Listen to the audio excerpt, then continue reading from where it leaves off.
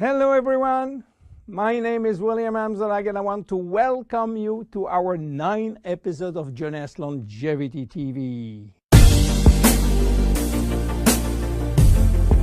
Jeunesse, we are redefining youth.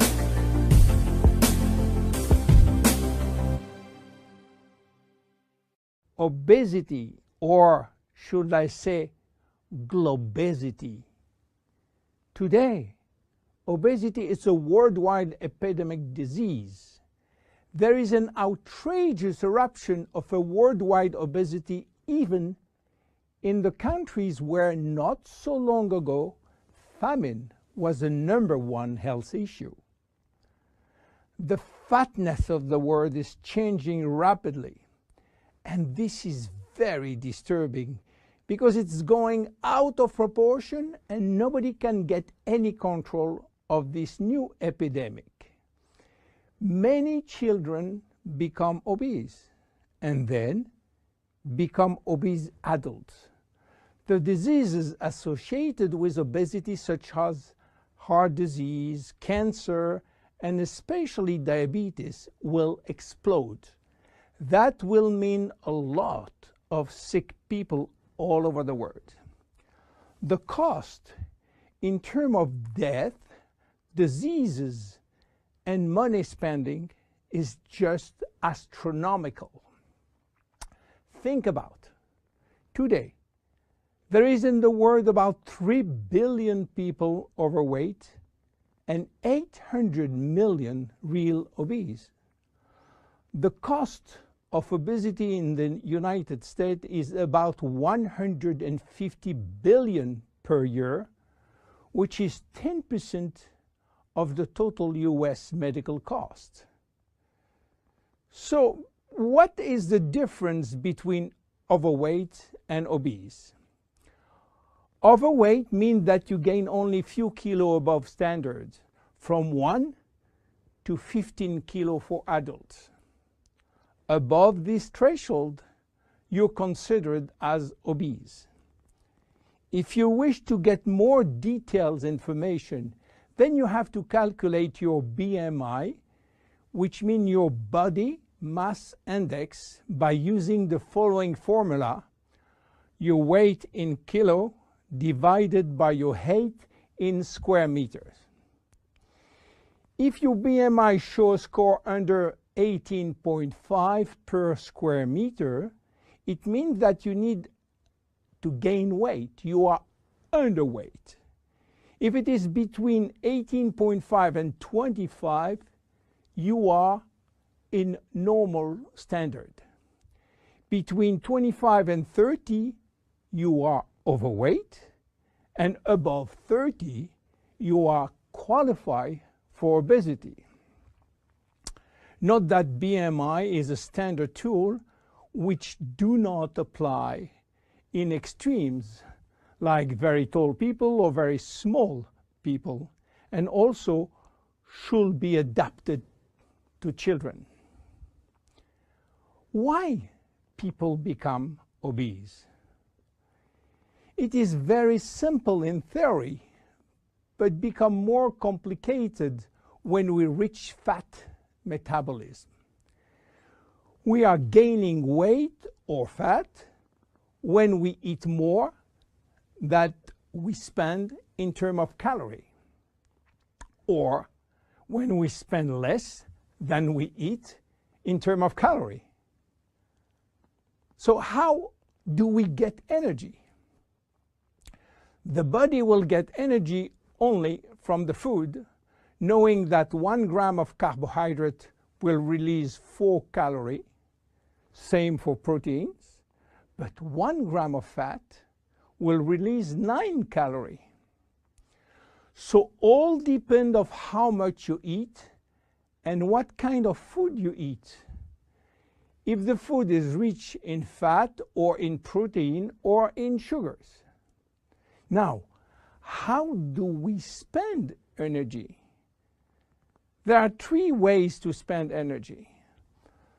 The first one is what we call basal metabolism, which is the necessary energy required to get our body working and all our million of chemical reaction working and working properly. This requires approximately 1 calorie per kilo and per hour.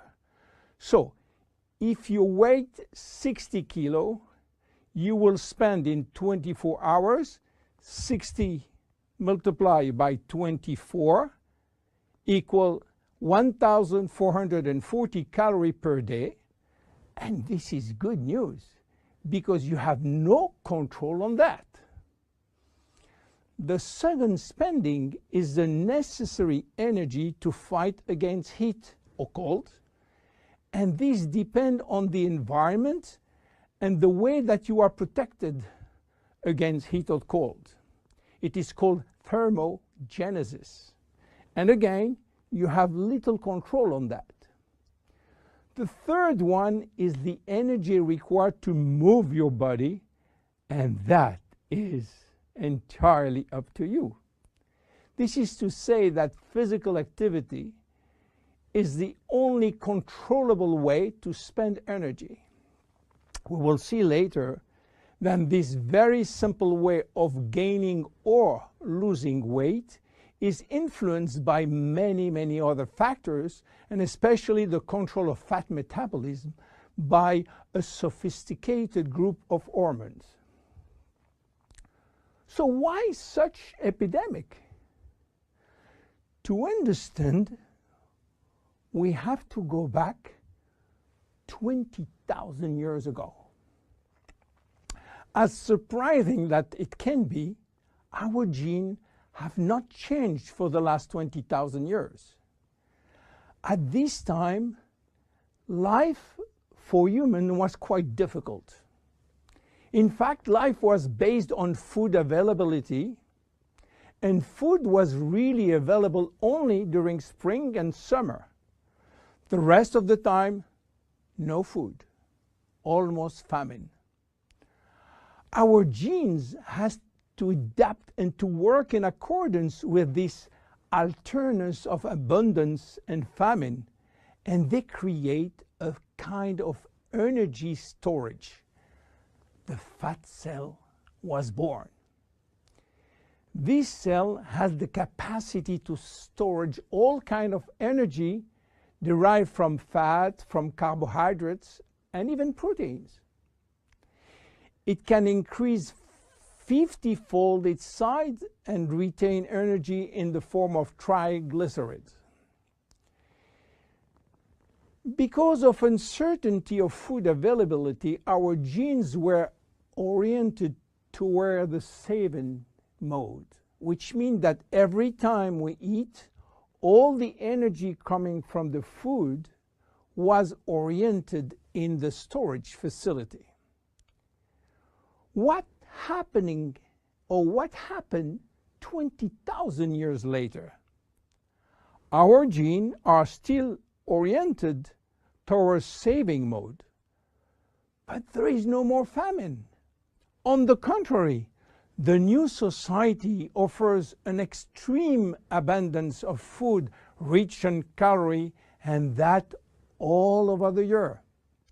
And guess what happened? Everything is going first in storage.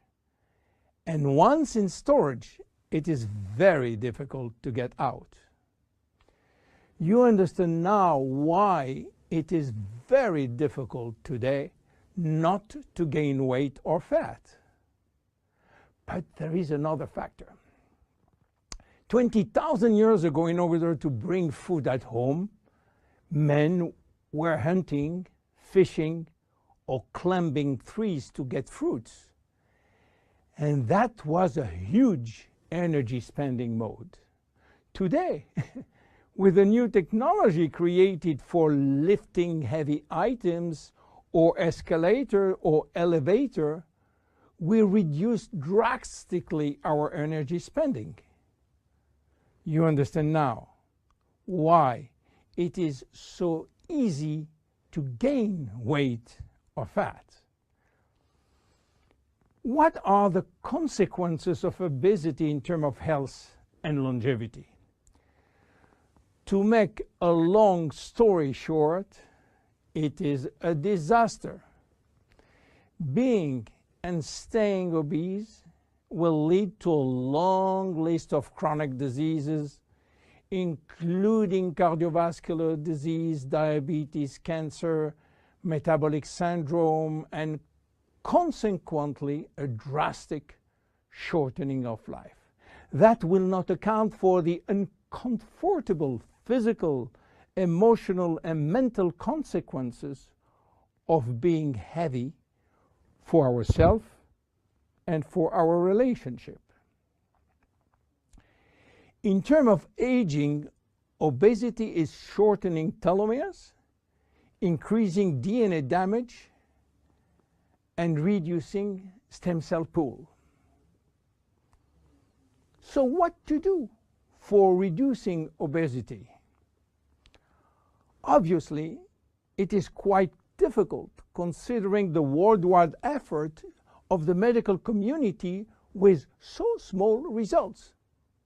Health authorities are repeatedly organizing campaigns to inform people about the consequences of eating too much sugar or fat or the lack of exercise.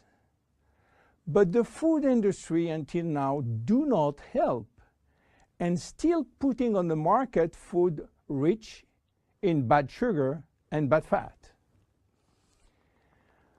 The first step is to be convinced that improving your lifestyle, which means improving your nutrition, your physical activity, managing your stress and your emotion, in order to stop impulsive eating, will be a very good action to preserve your life and your longevity. The second step will be to use specific food supplements to help managing your fat metabolism and rebuild the muscles that you lose when lacking exercise. This is why Jeunesse decided to create a new line of product specially designed to counteract craving, to help fat metabolism, and to reduce muscle loss.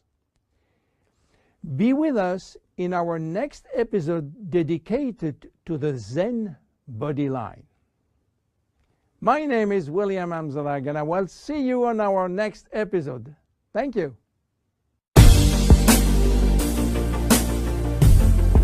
Jeunesse. We are redefining youth.